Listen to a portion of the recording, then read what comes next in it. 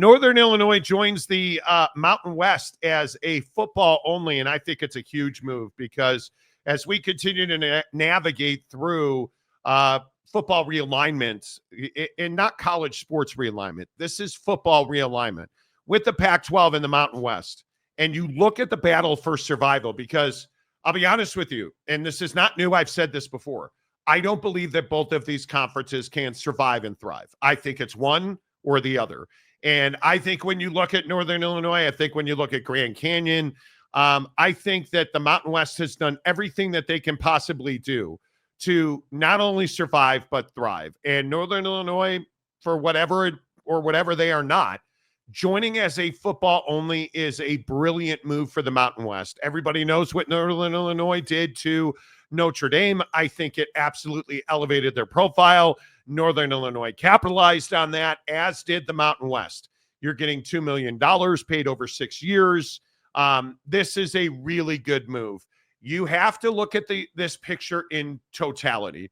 You look at the lawsuits being filed.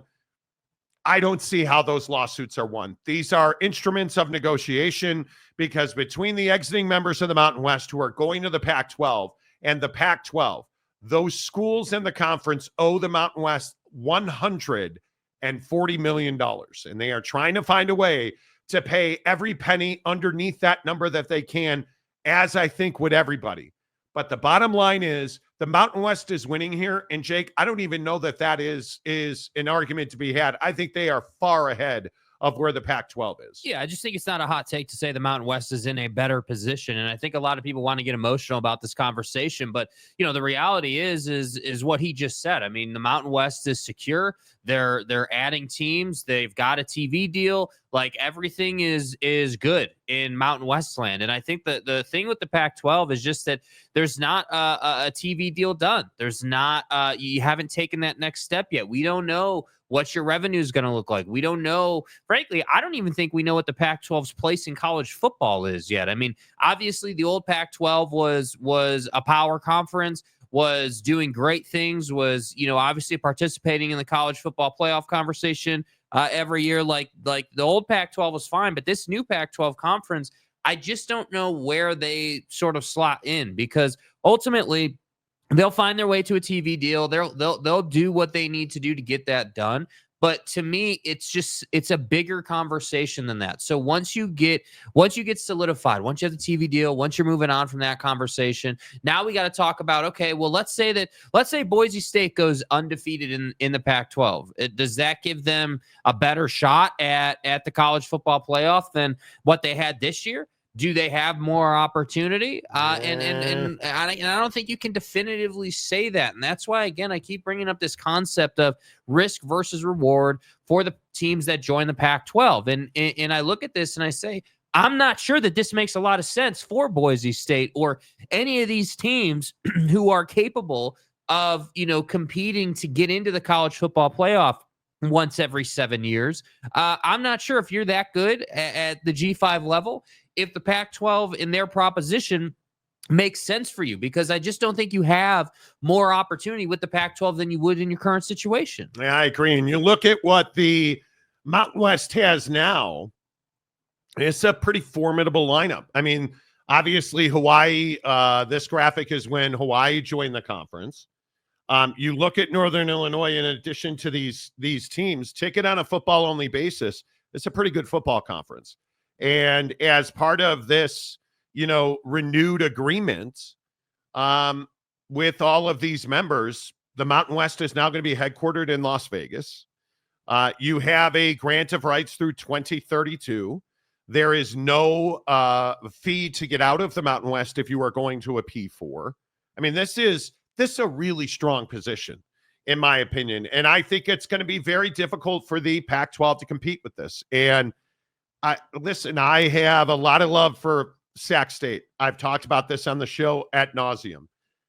Sac State joining the Pac-12 is a nice addition. It is not a game changer. Not from the onset, certainly. It is not a game changer. And there's a lot of people talking about North Dakota State because North Dakota State's in the FCS championship once again. North Dakota State's a nice add, not from the outset. It's simply not. And no matter where the Pac-12 goes, because I cannot, again, see them, for instance, pulling the AAC members out. Mm-hmm. I think short of that move, Memphis, Tulane, short of that move, it's going to be very difficult for the Pac-12 to thrive here. They will survive very clearly. When you have the football brands that they have at the G5 level, you're going to survive. Right. But make no mistake about it. The Pac-12 now, almost no matter what they do outside of if they are able to pry those AAC members away, I can't see a place where the Pac-12 thrives. I think when you look at the financial structure and the way that Gloria Nevarez and her constituents in the Mountain West have handled this, they have been aggressive and they have been forward moving the entire time. This media rights situation in the Pac-12 continues to be the plague hanging around the neck of the Pac-12. Until they get a new media rights deal, a TV deal, an online deal, a streaming deal, until that's done, this conference is dead in the water. Mm-hmm. And I think a lot of us have been waiting for this announcement. And we were supposed to get it the first week of December. That didn't happen. Now, here we are in the first full week of the new year. When are we going to get a media rights deal announced by the Pac-12? Yeah, I mean, I think, I don't know. I mean, obviously there hasn't been, a ton of conversation about it. I mean, obviously they're keeping it pretty hush-hush, but I think that, it's not a great sign. I look at it and I say, okay, well, you've had to delay the announcement. Does that mean you're still negotiating? Does that mean that we're still going back and forth? Like, what does it mean? I mean, what it ultimately means is you don't have a deal. And until that happens, nothing can move forward. And again, I will keep hammering this point home. When you look at all these lawsuits in tandem with no TV deal, that just tells me you're just trying to save as much money as possible. You're trying to, make as much money on the TV deal as you can and save as much money on the exiting fees as possible. And that's a scary position to be in. And I just think that, unfortunately, the Pac-12 had no other choice. This was their only path. There was not another path. But this is, the bed you've made, and now it's time to lie in it.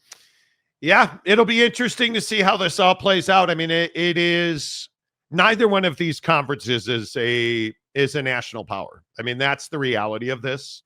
I think the AAC will remain in the best position here.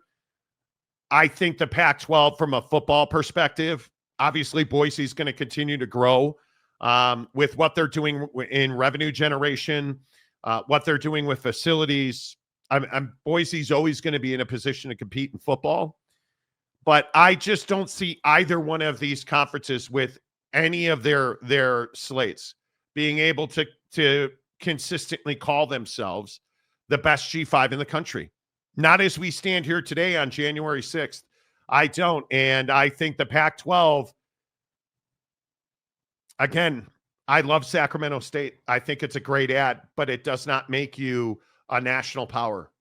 It does not earn you significantly more money. Really doesn't earn you more money at all. Well, and I think that's the difference in the conversation. Everyone wants to point to, like every time we talk about this the last couple of times, the comment section's like, oh, well, I'd rather watch this conference or that conference, or this is the biggest city in this market or that market, or small city here. That, like, you guys are missing the point. The point is not what you'd rather watch or what market size is bigger or smaller. The point of the conversation is survivability. And the Pac-12 is not yet in a position where we can definitively say that, yeah, you're gonna survive, and then you're gonna find that next step forward to start thriving and actually making money. And I think for the Mountain West, they are at that stage. You are secure. You do have the TV deal. You do have a full slate of members.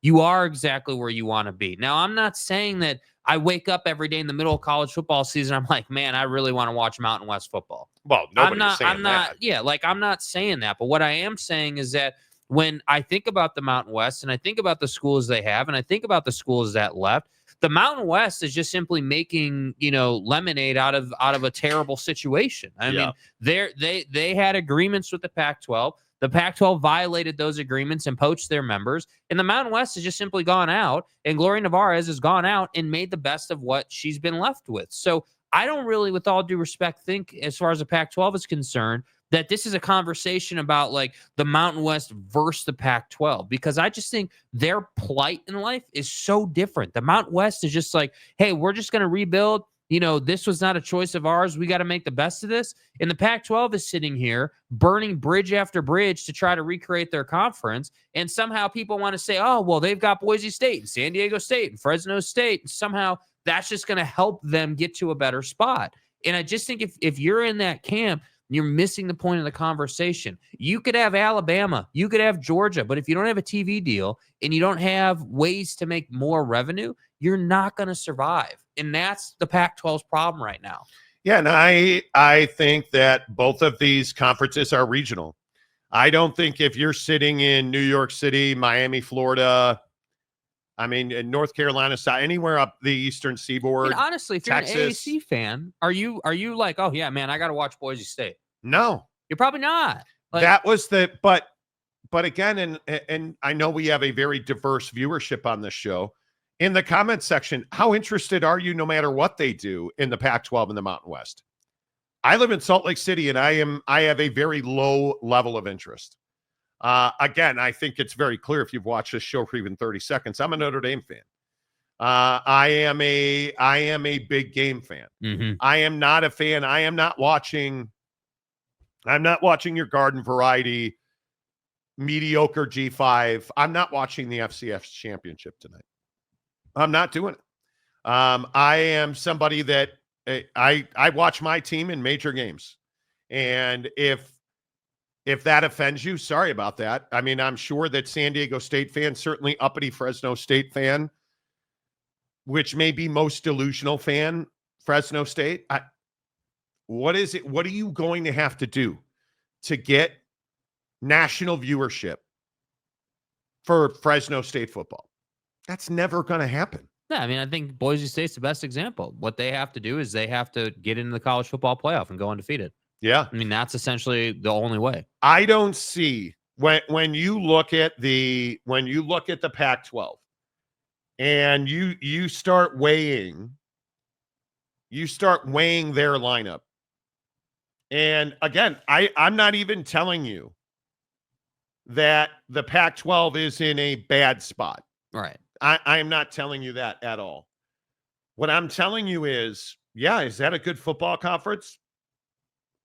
Regionally, it's a good football conference. Is Boise, Colorado State, Fresno State, Oregon State, Washington State, San Diego State? Yeah, you want to be a state school conference? That's fantastic. Utah State, nobody cares. Yeah. Nobody cares. Yeah. You're a football conference with Gonzaga added as a basketball only. That's essentially the brand of this conference right now. And I am very curious to see on what level can this conference compete adding FCS schools. And the answer is, I don't know, but I guess we'll find out. Right. That's the reality of it. And I am sure that Pac-12 fan, as usual, is going to be like, oh, you're sucking up to. Okay, if that's what makes you feel better. But tell me what it is about the Pac-12 that is special and unique. Tell me what about the Pac-12 is exponentially better than the Mountain West. Because I think the Las Vegas component of this conversation is massive. Is it accidental that we've been telling you for 3 months at this point that Las Vegas is going to be the center of the Mountain West's existence? Has to be. Has to be. There's nothing to even discuss. That you're playing your Mountain West men's and women's basketball tournament in Las Vegas. The conference will now be headquartered in Las Vegas. And there's a reason for that. It's a pivotal market. Regionally, it is a really easy place to get to no matter where you are in this footprint, and that includes Honolulu. It's easy to get there. There are direct flights. It makes all the sense in the world. Mm-hmm. And I think it is a huge hole in the Pac-12's lineup not to have won UNLV's membership. I think it is the only reason that the Mountain West is able to survive. Yeah, totally agree. I think that's it. Is any of this special or unique? It's not. Does any of this make you a national championship competitor in either sport? It does not. No, it does not. And that's the reality of where we are in college sports today. And maybe I guess the way you put a bow around it is, this is who we are as college sports now. It doesn't matter what G5s do. And I think the system's going to change. The way that Boise got exposed and the way that SMU got exposed, that's going to trigger a change. There is no way that Boise should have had a bye. Well, there's just no way. And I think the idea of, like, the idea that the committee doesn't consider, well, hey, if Boise State, if we put Boise State in, and then they also get a bye, and then they wind up playing one of the big guys, Penn State, as an example, what do we feel like they would do in that game? Now we're forced to have that conversation. Now the committee has to say, hey, well, last year Boise State got in and got embarrassed by, a good team in Penn State. I wouldn't say the best team left of the power teams, obviously, but a good team. And it wasn't all that close. And, I think that's the hard part, is, like, we've talked all about, like, the Jinty thing, Boise State as a team, like, what are their odds? How far can they go? And unfortunately, the Cinderella story that never was ended, because, again, the only people who are on the G5 get a better opportunity bandwagon was Boise State fans. The G5. That's who, right? Like, I mean, come on. I think, and again, I just say, but this is just my opinion, I think it is very clear here that Boise State just is not able to recruit at a level to compete with even a lower power team.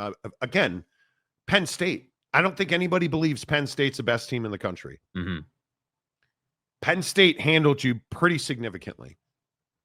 And we've been down this road. Yeah. I'm not here to dismantle Boise State but I just think besmirch Boise State. They're the example in the conversation. Yes. It's not personal to Boise State. Because it just happened. You just happened to be the person, the team that was there. I mean, we could be talking about Memphis or, whoever the hell you want to point to. Boise State is just the example. It's not about you. It's just that you were there. And I think that, the problem is that, college football is such an emotional thing. And so people take everything so personally when you say things like, hey, Boise State had no business being on the same football field as Penn State. I can firmly say that. I can factually say that. It can be my opinion. It can also be facts based on what we saw. Look at SMU. Yeah, SMU is another great example. Shouldn't have been on the same field as Penn State. Like, just not. And again, it's this whole conversation about, like, again, look at the Pac-12 and their reputation and compare it to what we have in the college football playoff. The Pac-12's reputation is a conference that died and has been reborn, or is trying to rebirth itself by poaching teams. And now the issue is that one of those teams you poached had an amazing year this year, with all due respect to them, and got that ass beat by the first real team they faced. And that's the problem for the Pac-12. I don't know how you get further. I don't know how you get, into a better spot. It used to be that I could say, well, hey, you've got Oregon. Hey, you've got Utah. Hey, you've got SC when they decide to actually show up and have a reasonable head coach. You've got Washington, who built that program. Wait, right? Did you say SC? A reasonable head coach? I did. Yeah, I did. God, you're such an ass. Well, tell me. So Lincoln Riley's no, I'm not playing. I'm not playing your stupid game. If you want to get into it, I'm not playing your stupid game, boy. I'm just telling you. I'm not doing it. I'm not when we have breaking news in the NFL. I am not going to sit here and entertain your mom. Maybe if Lincoln Riley knew how to pick his ass better than coach a football team. Yeah. I mean, maybe if he could teach a guy how to tackle. God, you're just, maybe if I don't know if he's aware, there's actually 3 phases to a football game, not just one phase. So, just saying. Can he count to 10? I'm not sure. Not sure Doug Peterson can either. And now we might not know this year or next year, because Doug Peterson just got whacked by the Jacksonville Jaguars. The Jaguars this morning have fired Doug Peterson. 3 seasons, 22-29. This franchise is a wreck. And I'll just continue to say that Bad franchises make bad decisions on a regular basis. Doug Peterson is not the problem in Jacksonville. And the problem in Jacksonville is a gentleman named Shad Khan, who is the owner of the Jacksonville Jaguars. Jerry Jones is a problem in Dallas. The McCaskies are the problem in Chicago. And Shad Khan's the problem in Jacksonville. Facts. And Shad Khan said this morning, the owner of the Jags, I had the difficult task this morning of informing Doug Peterson that you're fired of my intention to hire a new head coach to lead the Jags. Doug is an accomplished football man who will undoubtedly enjoy another chapter in his impressive career. I think one of the more interesting things here is they're not firing the general manager. I will collaborate with Trent Baalke and others, Khan said. Listen, I get it. It's Black Monday in the NFL. And here's what I say to you. So we know that this job's open now. What is that? Jacksonville, New England in the last 2 days. Mm-hmm. Chicago, New Orleans, and who's the other one? Jacksonville, Chicago, New England, and the Jets. The Jets. The Jets are the fifth one. Yeah. What's the best open job? I got it. Is it not still the Chicago Bears? Yeah, it's got to be. I mean, none of the other ones are real attractive at all, even a little bit. Yeah, I think this will be very interesting to see how this goes. I'm going to be who else is going to get fired today? We'll find out. Yeah. It'll be very interesting to see how all this plays out. So Shad Khan this morning, the owner of the Jaguars, announces he fires Doug Peterson. Gerard Mayo fired by the Patriots yesterday. Those are the two newest ones. The other three you know about. We are waiting here this morning on Black Monday. Yeah. In the National Football League. By the way, how is the season over already? Can I just ask that question? Dude, how are the holidays over already? Yeah. I mean, I don't know, like Man. Jumping in a time machine or something, but it's crazy the season's over. Yeah, we'll see. I don't know how all that works out. I don't know how or who hits the time warp. Yeah. Because I cannot believe it was June when we were in Hawaii. We were in Kauai in June. Yeah. And now here we are. It is January 6th. Mm-hmm. You figure it out. Yeah. All right, let's get your thoughts in here. Mountain West versus Pac-12. Who's in a better spot? You want to talk NFL? Let's absolutely do that. Thought a huge win by the Lions last night, and it's all presented by Prize Picks. Prize Picks, America's favorite daily fantasy app. We have one of the largest promo codes at Prize Picks. Use the promo code Monty to open up a new Prize Picks account. You deposit $5. They'll give you 50 more. Jake is terrible at Prize Picks. Do not take his advice. I never lose because Pimp's going to pimp. Because it's garbage. I actually do lose. But my formula is very clear. Flex plays. 3-pick flex plays. That means you only have to get 2 out of 3 to get paid. It's that simple. So download the Prize Picks app. Use the promo code Monty to open a new Prize Picks account. You deposit $5, they'll give you 50 more. They're also offering you $25 protected plays, which means you can't lose. Like, it's all going on at Prize Picks right now. Use the promo code Monty.